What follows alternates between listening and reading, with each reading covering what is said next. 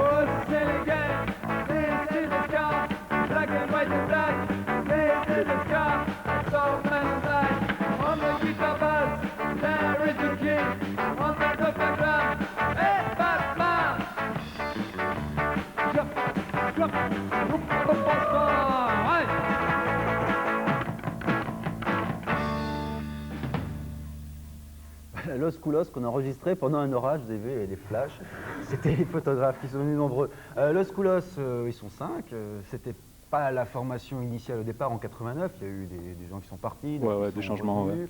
Alors c'est Charles qui nous parle, c'est le chanteur. Expliquez-moi un petit peu ce que vous avez envie de faire, vous tous, là les 5. Vous avez envie de percer dans ce milieu de la chanson comme ça?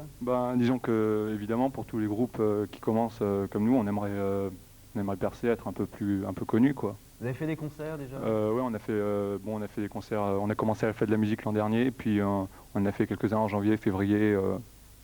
Sur Strasbourg, ouais. À la salle de la Bourse notamment, je crois bien. Ouais, à la salle de la Bourse, c'est ça. Il me semble que ton copain à côté veut dire quelque chose. Non. Non, il n'a rien à dire, d'accord. Très bien. Alors, vous avez composé 13 titres déjà à votre actif. Vous dites bien pas de reprise, c'est nos titres, c'est vos compositions. Ouais, c'est ça. Vous allez continuer dans cette voie en anglais toujours? Non, non, c'est enfin, on a 2 chansons en anglais, quoi, et le reste sont toutes en français. Mais bon, Donc celle qu'on vient d'entendre, I Can't Stand. Est-ce que vous avez des problèmes pour trouver vos locaux pour répéter, par exemple? Bon, notre local pour répéter, on l'a trouvé par la mairie, justement. Donc, c'est à la Méno. Et des locaux comme ça, bon, sur Strasbourg, il y en a que 2, il y en a au TJP et à la Méno. Et le problème, c'est que les groupes, en général, comme nous, ou pratiquement tous les autres groupes, ils ont une activité à côté. Donc en général, quand ils peuvent répéter, c'est le soir, après le boulot, ou le lycée, ou les facs. Un petit peu en même temps que tout le monde veut répéter. Voilà, c'est ça. Alors est-ce que de ce côté-là, Mme Trottmann, il y a quelque chose à faire pour aider des groupes comme ça? Est-ce qu'on peut faire plus? Oui, bien sûr. Il faut savoir qu'il y a une centaine de groupes rock à Strasbourg, rien qu'à Strasbourg, et 300 en Alsace. Donc la demande est énorme et leur problème est d'arriver tous ensemble dans des horaires où ils veulent pouvoir répéter, puis en même temps aussi d'arriver à trouver des salles où ils peuvent effectivement jouer sans que ça gêne le voisinage. Donc on a prévu en fait 2 choses, à la fois de pouvoir avoir un espace de concert qui soit digne de ce nom, notamment dans le hall de la Vache à la laiterie centrale. C'est un projet qui représente 8 millions de francs, qui sera prêt en 92, qui sera ouvert à ce moment-là au public, qui est aménagé provisoirement, ça marche tant bien que mal, mais on a déjà pu tenir quelques concerts.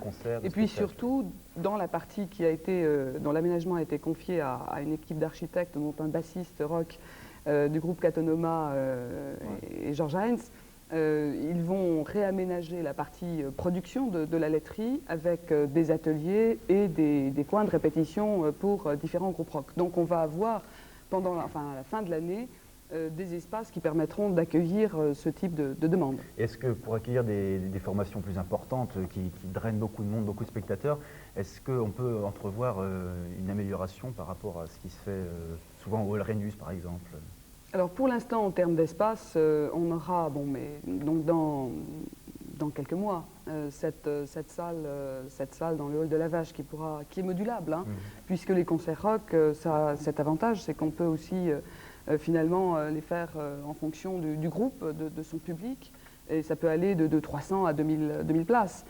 Pour les très grands concerts, à ce moment-là, il reste les halls, mais le problème, c'est l'acoustique. Et ça, c'est très pénalisant pour les groupes de musiciens qui s'y produisent. Donc ça ne règle pas, disons, les grands concerts rock pour lesquels on travaille aussi à trouver les meilleures solutions.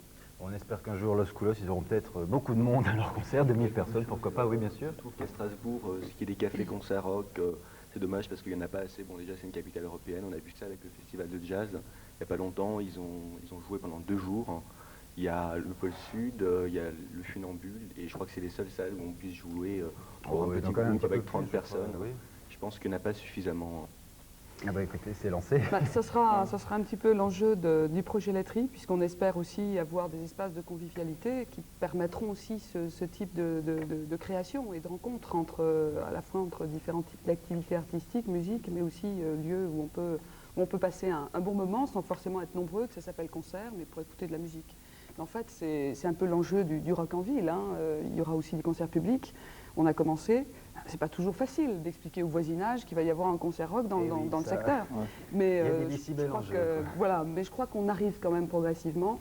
Et en tout cas, je crois que c'est important pour tous ces groupes qui se lancent et puis qui ont aussi quelque chose à dire. Merci en tout cas à Los Coolos d'être venu nous présenter en première télévisée I Can Stand. On espère les revoir bientôt. Tout de suite, notre Alsascope du vendredi, oui, qui concerne le week-end. Ils aiment se laisser caresser.